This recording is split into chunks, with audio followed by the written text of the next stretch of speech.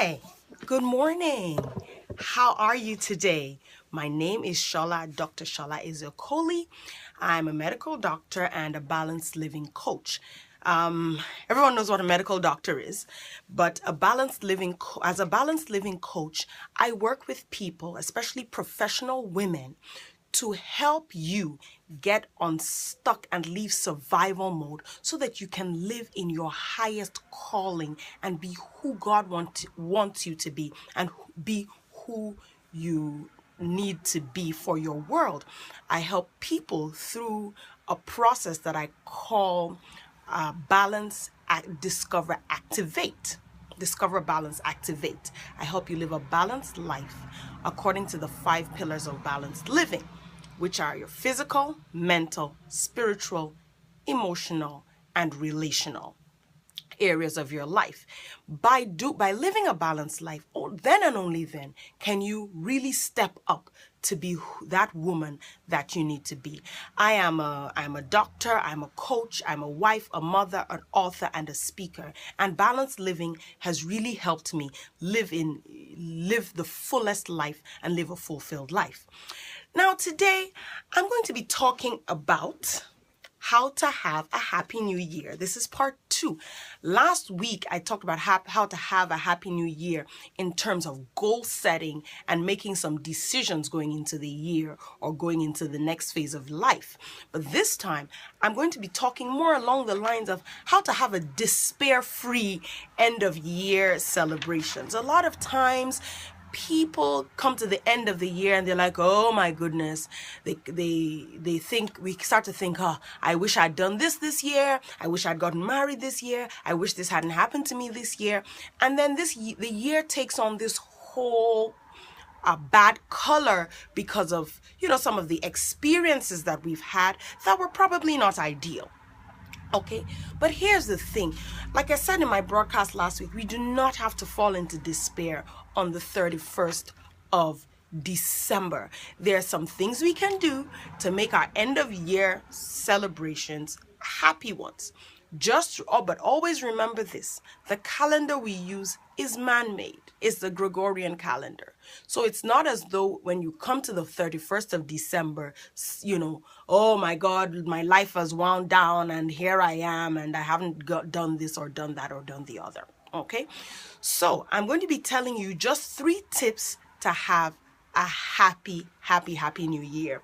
Number 1, and this is the most important, reflect on the good.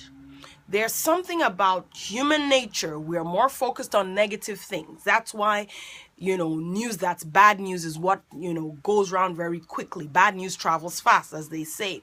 We focus more on negative things than on positive things. And that's human nature. So a lot of times we have to take ourselves out of that space consciously and reflect on the good. What are the good things that have happened to you this year? Okay, maybe it's even just the fact that you discovered this broadcast and things are going to get better for you just from listening to some of the words that I'm going to be dropping here. Great. I mean, you have things to be thankful for. But the thing is, when we get into the mode of constantly complaining, we forget about those things that we have to be thankful for until such a time as when good things happen, we just forget about them. We move on quickly from the good things, but the bad things, they stay in our minds forever. Why is that? It's because we haven't learned to cultivate an attitude of gratitude and reflect on the good and count our blessings. Good things have happened to you. Look, and even some of the bad things that happened, you could put a positive spin on them. Well, maybe you didn't get to start that business, but so what? You probably had more time for your family. Every cloud really does have a silver lining. Maybe your car got totaled, like mine did. Yes, and that's another broadcast I did about, gratitude. My car got totaled. I walked out of the accident. I walked out with, nothing. Nobody had to go to the hospital or anything. Car was totaled, but I got a new car. So, take the negative things and put a positive spin on them, one, and then reflect on all the good things that God has brought your way, the good things that's happened to you. They've got to be at least one or two things that you can say, yes, this happened to me this year. So reflect on the good. That's number one.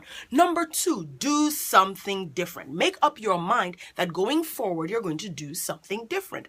So maybe, for example, let's say you, at the beginning of 2015, you're like, you know what, I'm going to walk 5 miles a day and lose 10 pounds. It's December. You walked 5 miles a day. You didn't lose 10 pounds. Okay, that means that another year of walking 5 miles a day is not going to make you lose 10 pounds. Make up your mind to do something different. Okay, and like I said, I skew a lot towards weight loss because I've had struggles in this area. It's something people ask me about a lot. Plus, hey, I'm a doctor, whatever. So, but maybe you wanted to write a book. That's another thing. I meet people all the time. Whenever I go to places to speak or sell my books, they come with me, they say, I want to write a book, blah, blah, blah. You know, maybe you wanted to write a book and you just, you didn't. So guess what? Another year of saying, I want to write a book is not going to make you write a book. Do something different. Hire a coach, get an accountability partner. Do something different. Okay. Doing more of what doesn't work will not make it work. Hello. Okay. So make up your mind that whatever it is that you have control over, that you can change, you're going to do something different. I mean, there's some things you have no control over. So maybe your spouse left you. That's not something you can control. You can't control other people. You can only control you. Things happen. Look, like I said, my car got totaled. I had an accident, that I couldn't control, but, I can control what I do next. Maybe I need to drive more carefully. I'm just giving examples, So make up your mind to do something different. Number 3, don't worry about how. That's not your job. Don't worry about how something is going to happen. Oh, when is this going to happen? How is it going to happen? If it doesn't happen in 2016, I'm going to feel like a failure. No, there's some things like when, how, some of these things are not in our control. They're not. Recently, I just became an Amazon bestseller. My book, His Delight, reached number 1 in contemporary Christian music. And all I could do was tell people that I'm relaunching my book. We're doing a flash sale. Please download my book. There was no way I could control a person downloading the book, really, I asked people to download. I made the information available. But, at some point, I had to stop worrying about, oh my God, what if they don't? What if they don't? What if they don't? What if they don't? Don't worry about what you can't control. Just focus on what you need to do to get from where you are to where you need to be. And some of the things we can do that are in our control. One, for example, let's say you want to start a business. Maybe you need to hire a business coach or a strategist.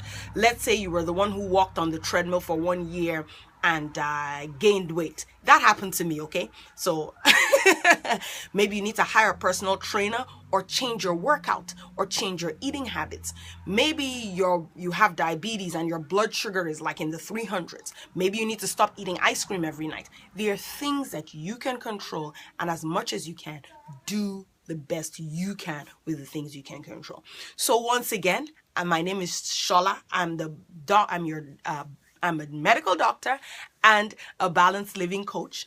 If you're interested in working with me, you can send an email to Shola at SHOLASHADE.com. That's Shola at SholaShade.com. If you want to work with me, if you're interested in hiring me as a coach, I'll be happy to work with you, and shoot me an email and we can talk from there. So have a happy New Year. Happy New Year celebrations. Stay blessed, and let's do something different in 2016. Let's go where we need to be. Have a great one, and Happy New Year. Bye-bye.